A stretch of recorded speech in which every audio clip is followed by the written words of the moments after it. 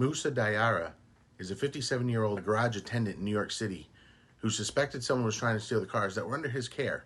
He brought him outside and questioned him. They pulled out a gun and shot him. He wrestled the gun away and shot the person back.